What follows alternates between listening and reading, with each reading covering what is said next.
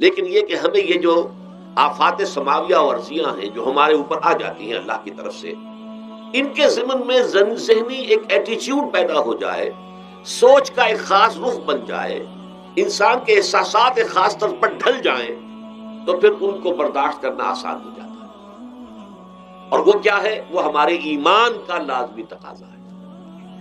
ایمان ہمیں یہ بتاتا ہے کہ کوئی مصیبت اس زمین میں آتی ہے نہ تمہاری جانوں پر آتی ہے بغیر اذن رب۔ جو کچھ آ رہا ہے اللہ تعالیٰ کے فیصلے سے آیا ہے۔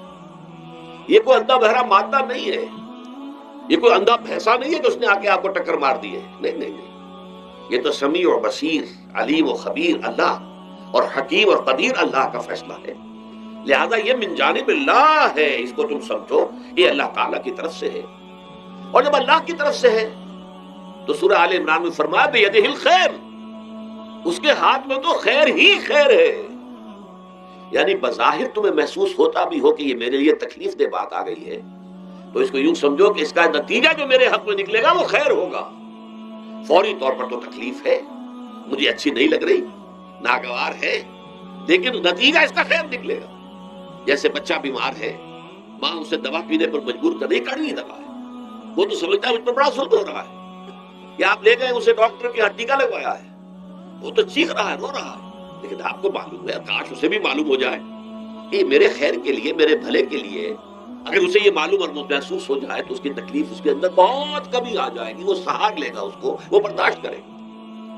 اس حوالے سے اس کا جو ہمارے دین میں اس کا نام ہے، اس ذہنی کیفیت کا، ان احساسات کا، اسے اب کہتے ہیں تسلیم و رضا۔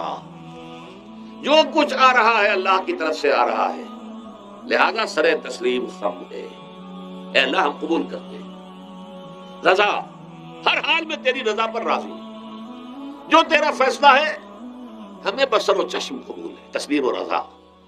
ہم بھی تسلیم کی خو ڈالیں گے، بے نیازی تیری عادت ہی صحیح، اللہ تو بے نیاز ہے، لیکن اے اللہ تو ہمارے لیے جو بھی تکلیف کا تو نے فیصلہ کیا، ہم تسلیم کی خو ڈالیں گے، عادت پیدا کر لیں گے اپنے اندر کہ ہر ساقی ماریخ عین الطاف است، کہ میرا ساقی میرے پیالے میں جو کچھ ڈال دے اس کا لطف و کرم ہے۔ یہ مقام رضا ہے، یہ ایمان کا ایک ایسا تقاضا ہے کہ جس کو ہم کہیں گے ایمان کی حلاوت، ایمان کی مٹھاس۔ اگر آپ کا منہ کڑوا ہو جائے تو آپ چینی کھاتے ہیں تاکہ منہ کا ذائقہ ٹھیک ہو جائے۔ اگر تکالیف کی وجہ سے، دکھ کی وجہ سے آپ کے احساسات کے اندر کوئی خرابی پیدا ہو رہی ہے، یہ جو مقام رضا ہے، یہ اس کے لیے قند ہے، یہ اس کے لیے چینی ہے، یہ اس کے لیے شہد ہے، یہ اس کی تلخی کو ضائع کر دینے والی شے ہے کہ اللہ تیری رضا پر راضی، راضی برضائے رب۔ اب اس کے ضمن میں سمجھیے، یہ تو اصولی بات میں نے آپ کو بتا دی، اس کی تین کیفیات ہو سکتی ہیں، کیوں اللہ کی طرف سے یہ چیزیں آتی ہیں۔ سب سے پہلی شے ہے، اب وہ جو آیات میں نے سنائی تھی وہ سن لیجیے پہلے ترجمہ۔ سورہ تغابن میں فرمایا ما صاب من مصیبت الا باذن اللہ، دیکھو کوئی مصیبت تم پر نہیں آ سکتی، نہیں آتی مگر اللہ کے اذن سے۔ ومن یؤمن باللہ، اور جو شخص اللہ پر ایمان رکھتا ہو، یہد قلبہ، اللہ اس کے دل کو ہدایت دے دیتا ہے، اس کے دل کو سکون عطا کر دیتا ہے، وہ راضی برضائے رب ہو جاتا ہے، اس میں شکوہ نہیں رہتا، اس میں شکایت نہیں ہوتی، اس میں تلخی نہیں ہوتی، کیوں ہو گیا، کیسے ہو گیا، کیوں ہو گیا، نہیں ہونا چاہیے، نہیں نہیں نہیں۔ یہ سارا جو پیچ آدمی کھاتا رہتا ہے نا اندر ہی اندر، وہ جو پیچ کھا رہا ہے، یہ سب پیچ سے نجات نہیں گئی۔ برو کشید سے پیچا کے ہستمود مرا، کہ اقدہا کے مقام رضا کشود مرا۔ یہ پیچ کھانا جو ہے، پیچا کے ہستمود، اس سے اللہ تعالیٰ نے مجھے نجات دے دی ہے مقام رضا کے ذریعے سے۔ کتنے بڑے بڑے عقدے میرے حل ہو گئے اس مقام رضا سے، جو اقدہا کہ مقام رضا کشود میرے تو بہت سے عقدے اس سے حل ہو گئے۔ اس حوالے سے ایک موٹی بات تو یہ ہو گئی، لیکن اب اس کو تین حصوں میں تقسیم کیجئے۔ پہلی بات یہ کہ یہ اللہ کی طرف سے آزمائش کے طور پر آتے ہیں۔ آزمائش، میرا بندہ اس پر صبر کرتا ہے یا نہیں، یا میرے خلاف بکواس کرنے پر آمادہ ہو جاتا ہے۔ اللہ تو ایسا ہے، اللہ نے تو ہم پر کبھی کرم کیا ہی نہیں ہے، اللہ تو ظالم، معاذ اللہ معاذ اللہ معاذ اللہ۔ کہیں ایسا تو نہیں، میرا بندہ جو ہے تکلیف کو جھیلتا ہے میری وجہ سے، یہ سمجھ کے کہ اللہ کی طرف سے آئی۔ یہ صبر جو ہے یہ بہت بڑی کامیابی ہے اگر انسان کو حاصل ہو جائے۔ اور اس صبر کے نتیجے میں دو اور باتیں پیدا ہوتی ہیں۔ یہ مضامین علیحدہ علیحدہ دروس کے اندر آتے رہے ہیں، لیکن آج ایک نئے عنوان کے تحت جمع ہو کر آ رہے ہیں۔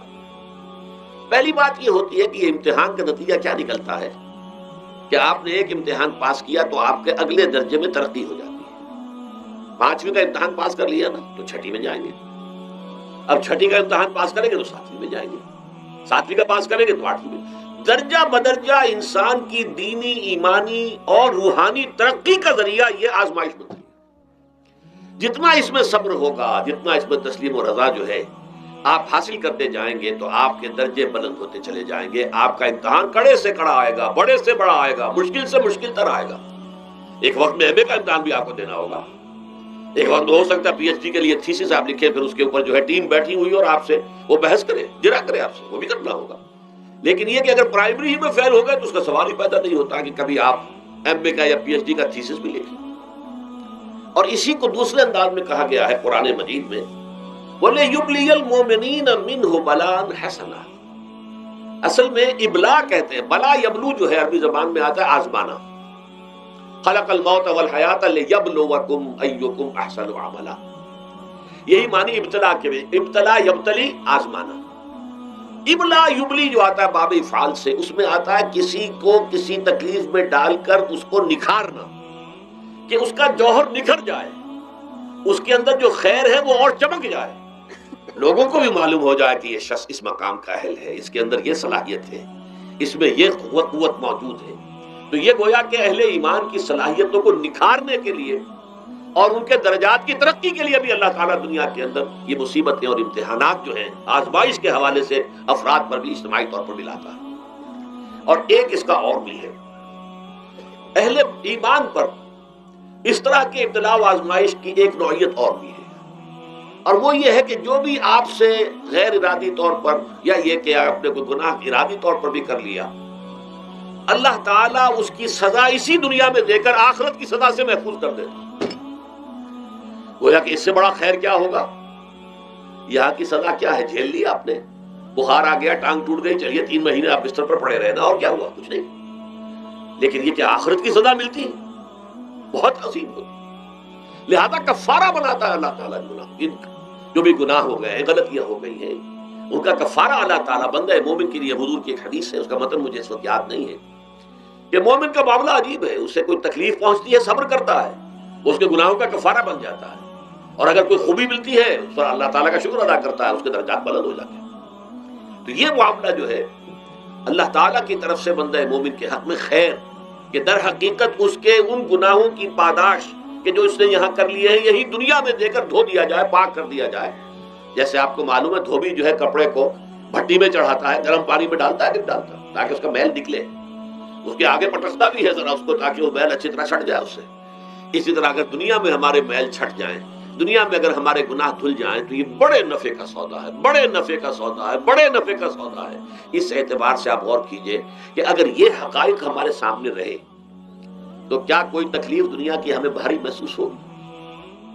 ہمیں تو بتایا یہ گیا ہے کہ عسیٰ ان تکرہوا شیئا وہو خیر لکم وعسیٰ ان تحبوا شیئا وہو شر لکم واللہ یعلم وانتم لا تعلمون۔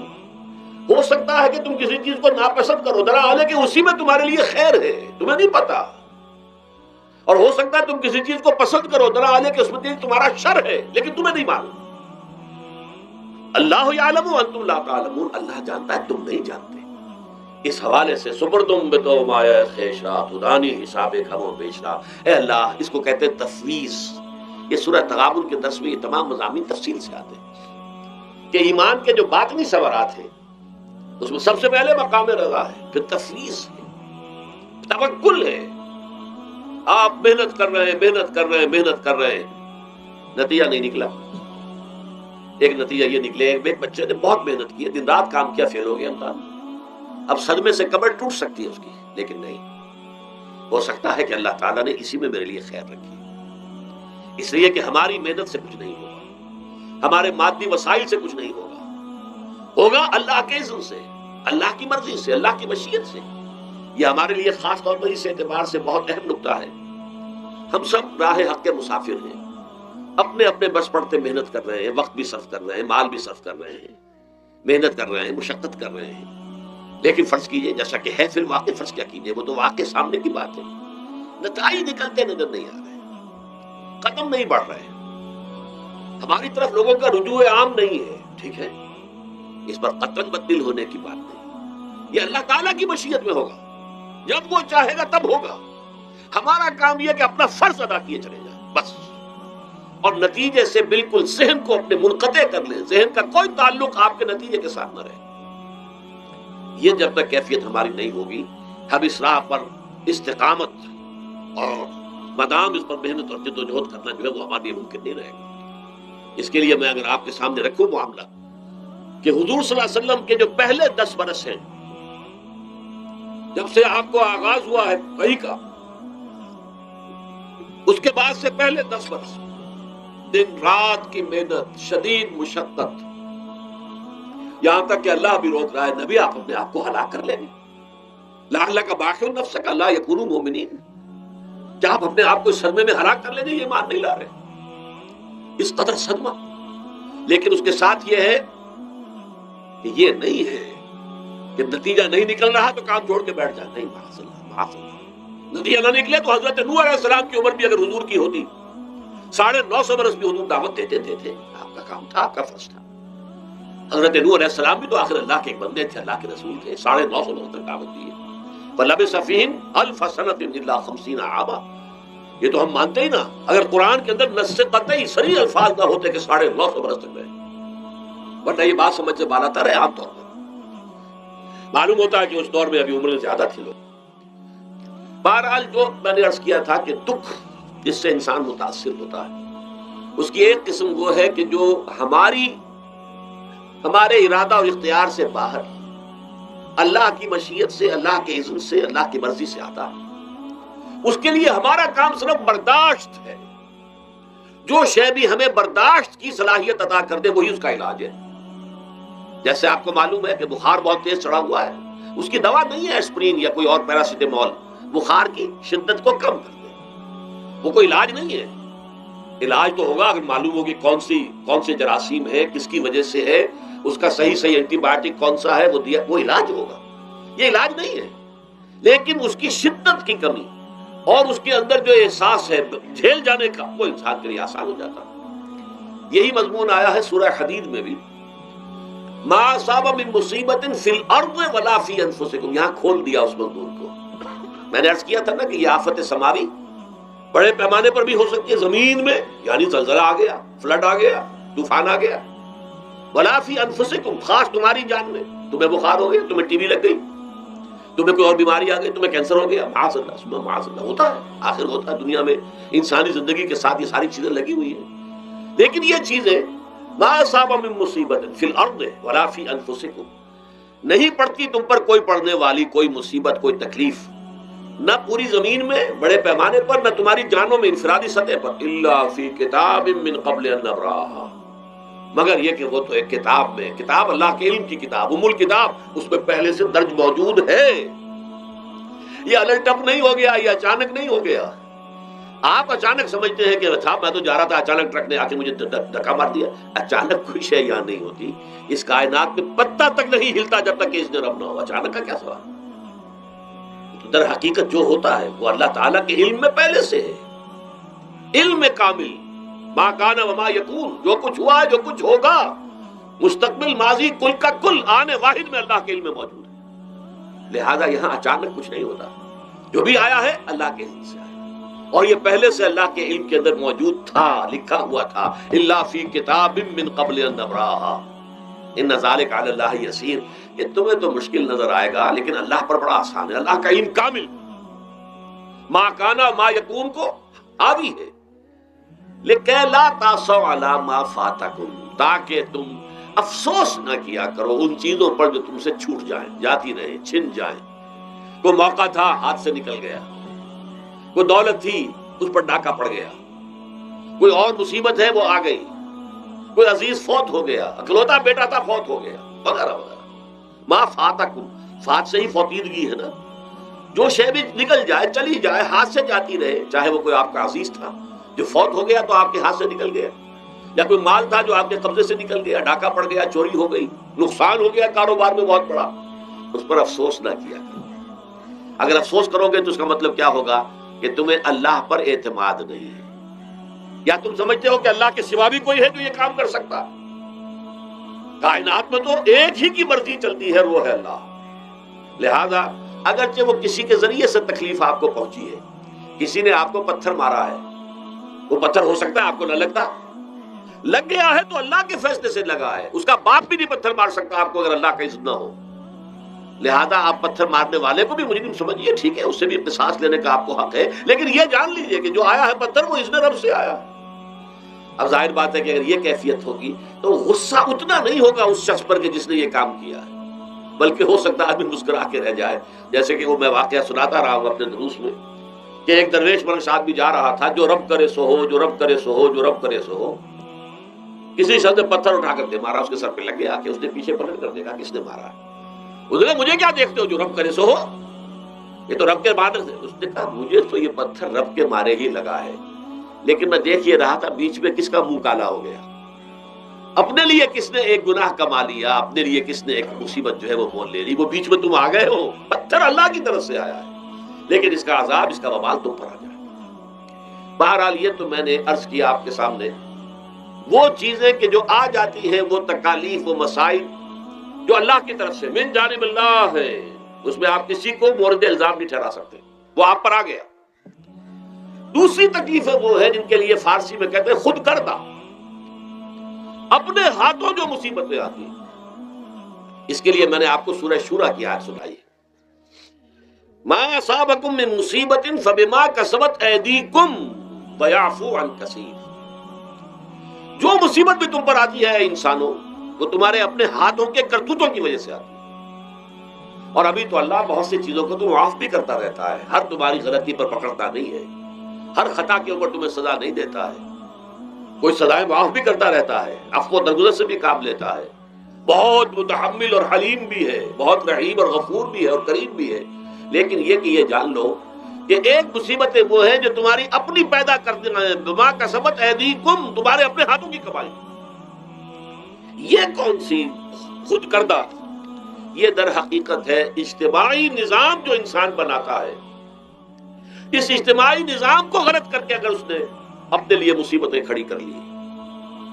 مصیبت ہے، لیکن یہ مصیبت تمہارے اپنے ہاتھوں کی لائی ہوئی ہے، تم نے نظام غلط بنایا ہوا ہے، تم نے دولت کی تقسیم غلط کی ہوئی ہے، اللہ نے تو رزق پیدا کر دیا اور سب کے لیے کافی ہے، یہ تم نے کیا ہے کہ ایک طرف کچھ لوگوں کے کھتے بھرے ہوئے ہیں اور ایک طرف کوئی فاقے سے مر رہا ہے، یہ خود کردہ ہے، یہ ہمارا کبھی ہے، یہ تم نے نظام غلط بنایا ہے، یہ جو نظام کے اندر خرابی ہے یہ تمہاری اپنے کرتوت ہے، تم نے خود نظام کے اندر غلطی رکھی ہوئی ہے، ناانصافی گھولی ہوئی ہے، اس کا زہر گھولا ہوا ہے، یہ تمہارے اپنے کرتوتوں کی وجہ سے ہے، اور اس کا علاج تمہیں کرنا پڑے گا خود، اور وہ علاج کیا ہوگا؟ اور نظام کو صحیح قائم کرو، اللہ کا دیا ہوا نظام، نظام عدل و قسط۔ یہی وجہ ہے کہ سورہ حدید کی جو آخری آیت میں نے پڑھی تھی وہ کیا تھی؟ اللہ تعالیٰ فرماتا کہ ہم نے تو اپنے رسولوں کو بھیجا اس لیے، کتابیں نازل اس لیے کی، لقد ارسلنا رسلنا بالبینات، ہم اپنے رسولوں کو بھیجتے رہے معجزوں کے ساتھ، واضح نشانیوں کے ساتھ، وانزلنا معهم الکتاب والمیزان، ان کے ساتھ ہم نے کتاب اتاری، میزان اتاری، یہ سارا کچھ ہم نے کس لیے کیا؟ لیقوم الناس بالقسط، تاکہ لوگ عدل پر قائم ہوں۔ اب اگر تم نے اس عدل کے نظام کو چھوڑ کر اللہ کے دیے ہوئے نظام کو تج کر تم نے خود اپنا نظام بنا لیا، تو ظاہر بات ہے سرمایہ دار جب نظام بنائے گا تو وہ مزدور کے بارے میں نہیں سوچ سکتا، اسے تو اپنی مصلحتیں نظر آئیں گی، اس کے سامنے تو اپنا نفع ہوگا، جتنا زیادہ سے زیادہ نفع کما لو، جتنا ان مزدوروں کا خون نچوڑ سکو نچوڑ لو۔ زمیندار نظام بنائے گا تو وہ بیچارے کاشتکار مزارے ہاری اس کی مصلحت نہیں دیکھ سکتا، وہ تو کہے گا مجھے اپنے بچوں کو انگلستان بھیجنا ہے تعلیم کے لیے، مجھے اپنے لیے جو ہے اسلام آباد میں بھی بنگلہ بنانا ہے اور مری میں بھی بنانا ہے، اور پھر مجھے تو ایئر کنڈیشن بنگلے چاہیے ہر جگہ پر، وہ تو اپنے مصلحت کو دیکھے گا۔ غریب کے ساتھ کیا بیت رہی ہے جو دن رات کی محنت اور مشقت کر رہا ہے، جس نے ہل چلایا ہے، جس نے بیج ڈالا ہے، جس نے پانی دیا ہے، جس نے فصل کی دیکھ بھال کی ہے، جس نے پھر فصل کاٹی ہے، اس کے لیے تو بمشکل 2 وقت کا گزارا، وہ بھی بمشکل، اور اس کے علاوہ نہ اس کے بچے کے لیے علاج معالجے کی کوئی سہولت ہے، نہ اس کی اولاد کے لیے تعلیم کی کوئی کا بندوبست ہے، لیکن یہ کہ اسی کی محنت کے نتیجے میں عیش اڑا رہا ہے وہ زمیندار اور جاگیردار، ان کے محل ہیں، ایئر کنڈیشنڈ ہیں، ان کے بچے انگلستان اور امریکہ میں تعلیم حاصل کرتے ہیں، اب آگے بڑھ کر انہوں نے کارخانے دار بھی وہ بن گئے، وہی لوگ ہیں کہ جو اعلیٰ تعلیم حاصل وہ کرتے تھے وہی بیوروکریٹس بنتے ہیں، انہیں میں بڑے بڑے افسر آئیں گے۔ عام آدمی جو ہے وہ تو شاذ نکل آتے ہیں، کچھ لوگ بہت ذہین بچے بھی ہوتے ہیں، غربا کے بچے بھی ہوتے ہیں، کبھی کبھی نکل آتے ہیں، لیکن وہ تو کوئی ایک دو دانے ہوں گے ایسے جو بہت ہی انتہائی طور پر غیر معمولی طور پر ذہین ہو۔ عام بچہ کہاں کرے گا، کیسے جائے گا؟ لہذا وہ پیچھے رہ جائے گا، وہ جونیئر کلرک ہوگا یا بہت تیر مارے گا سینئر کلرک ہو جائے گا، اپر گریڈ کلرک ہو جائے گا لوور گریڈ کلرک سے بڑھ کر۔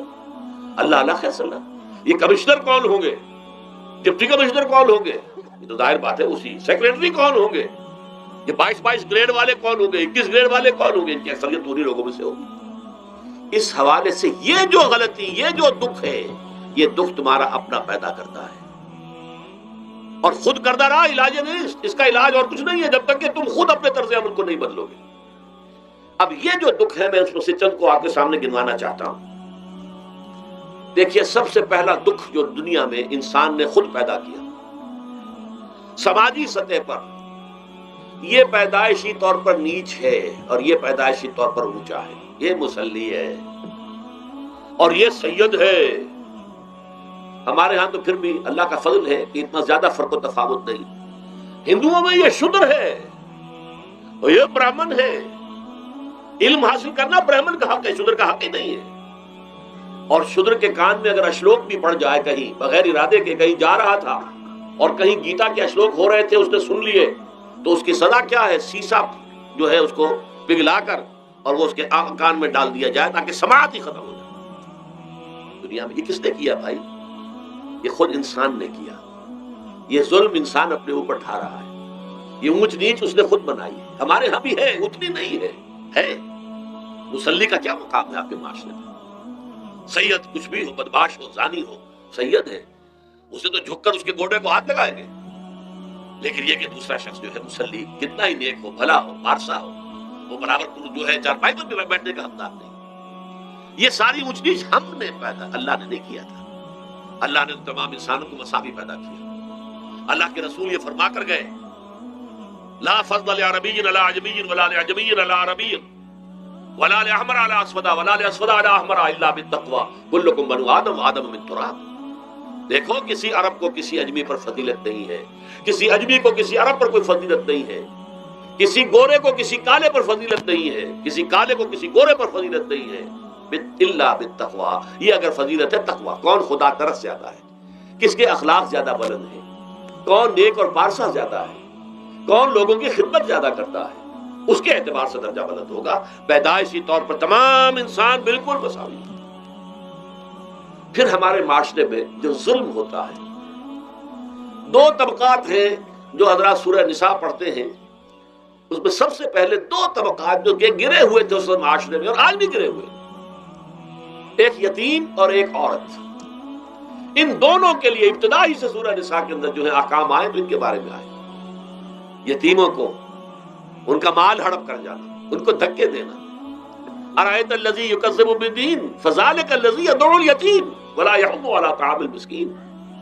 تم نے کبھی غور کیا اس شخص پر جو کہ جزا و سزا کا منکر ہے؟ وہی ہے کہ جو یتیم کو دھکے دیتا ہے۔ یتیموں پر ظلم ہوتا ہے، وہ آپ کے معاشرے میں پستے ہیں، پٹتے ہیں، ان کا کوئی والی وارث نہیں، ان کی طرف سے کوئی پوچھنے والا نہیں، کوئی بولنے والا نہیں۔ اور پھر یہ کہ اگر اس کا باپ کو مال چھوڑ گیا ہے تو وہ چچا کھا جائیں گے، کوئی اور ولی کھا جائیں گے، ختم کر دیں گے، ہڑپ کر جائیں گے۔ جس پر قرآن مجید کہتا ہے کہ ان الذین یاکلون اموال الیتامی ظلما انما یاکلون فی بطونہم نارا۔ یقیناً وہ لوگ جو یتیموں کا مال ناحق ہڑپ کرتے ہیں وہ اپنے پیٹوں میں آگ کے انگارے بھر رہے ہیں۔ بس یصلون سعیرا۔ اور یہاں تو دنیا میں جو آگ کے انگارے ہیں وہ محسوس نہیں ہو رہے، آخرت میں ایک طرف وہ آگ کے انگارے ظاہر ہو جائیں گے جو اندر سے جلائیں گے، اور ایک طرف جہنم کی آگ باہر سے جلائے گی۔ یہ دو طرفہ جلن جو ہے ان کو برداشت کرنی پڑے گی۔ ظاہر بات ہے یہ ہمارا اپنا کیا ہوا ہے، یہ اللہ کی طرف سے نہیں ہے، یہ ہم نے نظام غلط بنایا ہے، ہم نے اتوار اپنے برے کر لیے۔ اور دوسرا طبقہ خواتین کا، عورتوں کا۔ سب سے بڑا ظلم اس معاشرے میں کیا ہے؟ جو بچپن ہی سے احساسات کے اوپر ایک بوجھ بن جاتا ہے بچیوں کے، کہ بیٹے کو افضل سمجھتے ہیں، بیٹی کو جو ہے گھٹیا سمجھتے ہیں. اس قدر ناانصافی، اس قدر ناانصافی. اسی باپ کے نطفے سے بیٹا بھی ہے اور بیٹی بھی ہے، اسی ماں کے رحم میں بیٹے نے بھی پرورش پائی ہے، بیٹی نے بھی پرورش. بعضکم من بعض، قرآن کہتا ہے تم سب ایک دوسرے میں سے ہو، کوئی فصل نہیں، کوئی گھٹیا نہیں. اللہ تعالیٰ نے، اللہ کے نبی نے کسی بیٹے کی پرورش پر کوئی اجر و ثواب نہیں بتایا. ہاں 2 یا 3 بیٹیوں کو بال پوس کر، تہذیب سکھا کر، پھر ان کی شادی کر کے ان کے گھروں میں پہنچا دیا. جنت کی ضمانت اللہ تعالیٰ دے رہا ہے. اور سب سے بڑی بات یہ کہ سب سے زیادہ محبوب انسان حبیب اللہ محمد صلی اللہ علیہ وسلم، اور محمد کو اللہ نے بیٹے نہیں دیے، دیے بھی تو لے لیے، بیٹیاں دی، 4 بیٹیاں دی. اور کتنی محبت کرتے تھے محمد صلی اللہ علیہ وسلم کی بیٹیوں سے، خاص طور پر حضرت فاطمہ سے. وہ تو آپ سیرت میں پڑھیے کتنی محبت، کس قدر محبت. سب سے چھوٹی تھی شاید اس لیے. بہرحال پہلی بات تو یہ بچپن ہی سے وہ دعویٰ پڑھنا شروع ہو جاتا ہے بچیوں کے ذہنوں پر کہ ہم کو گھٹیا ہیں، ہمارے بھائی بڑھیا ہیں، ہمارے والدین جو ہیں ان سے زیادہ محبت کرتے ہیں، ہم سے نہیں کرتے. پھر شادی میں اکثر و بیشتر لڑکیوں کی مرضی کا کوئی خیال نہیں کیا جاتا. یہ ظلم ہے جو ہم کر رہے ہیں. لڑکی کی مرضی کے بغیر، اس کے اذن کے بغیر، اس کی اجازت کے بغیر کوئی شادی نہیں ہو سکتی. زبردستی وہ بھیڑ بکریاں نہیں ہے کہ جس کے ہاتھ چاہا آپ نے بیچ دیا. معاذ اللہ ثم معاذ اللہ ثم معاذ اللہ. یہ ضرور ہے کنواری بیٹی ہے تو اس سے صرف آپ نے پوچھا اور وہ خاموش